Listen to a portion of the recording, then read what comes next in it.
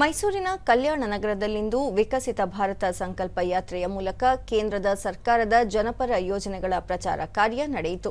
ಕಾರ್ಯಕ್ರಮದಲ್ಲಿ ಪಾಲ್ಗೊಂಡಿದ್ದ ವಿವಿಧ ಬ್ಯಾಂಕ್ಗಳ ನೋಡಲ್ ಅಧಿಕಾರಿಗಳು, ಹಲವು ಇಲಾಖೆಗಳ ತಜ್ಞರು ಕೇಂದ್ರದ ಯೋಜನೆಗಳ ಬಗ್ಗೆ ಮಾಹಿತಿ ನೀಡಿದರು. ಕೇಂದ್ರ ಸರ್ಕಾರದ ಯೋಜನೆಗಳ ಕುರಿತು ಕಿರುಚಿತ್ರ ಪ್ರದರ್ಶನ ನಡೆಸಲಾಯಿತು.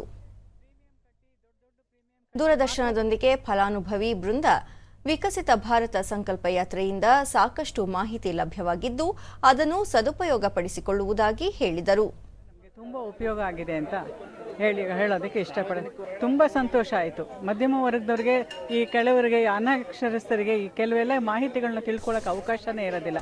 ಈ ಥರ ಕಾರ್ಯಕ್ರಮ ಮಾಡೋದ್ರಿಂದ ಎಲ್ರಿಗೂ ಅವಕಾಶ ಸಿಕ್ತು, ಮತ್ತೆ ಎಲ್ರಿಗೂ ಗೊತ್ತಾಗುತ್ತೆ. ನಮಗೆ ಸವಿಸ್ತಾರವಾಗಿ ಫಲಾನುಭವಿ ಪ್ರಭಾವತಿ ಕೇಂದ್ರದ ಹಲವು ಯೋಜನೆಗಳಿಂದ ಸಾಲ ಪಡೆದು ಪ್ರತಿಯೊಬ್ಬರೂ ಆರ್ಥಿಕವಾಗಿ ಸಬಲರಾಗುವ ಕುರಿತು ಅಧಿಕಾರಿಗಳು ತಿಳಿಸಿಕೊಟ್ಟಿದ್ದಾರೆ ಎಂದರು.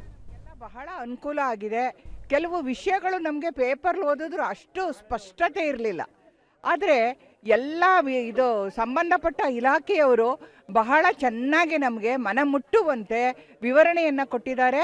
ಸಾಲ ಯೋಜನೆಗಳಾದ PM Svanidhi, Punjab national bank ವ್ಯವಸ್ಥಾಪಕ ಸಿದ್ದರಾಜು ವಿಕಸಿತ ಯಾತ್ರೆಯಲ್ಲಿ ವಿಶ್ವಕರ್ಮ ಯೋಜನೆ, ಸ್ವನಿಧಿ, ಅಟಲ್ ಪೆನ್ಷನ್ ಸೇರಿದಂತೆ ಹಲವು ಯೋಜನೆಗಳ ಕುರಿತು ಸಂಪೂರ್ಣ ಮಾಹಿತಿ ನೀಡಲಾಗಿದೆ ಎಂದರು.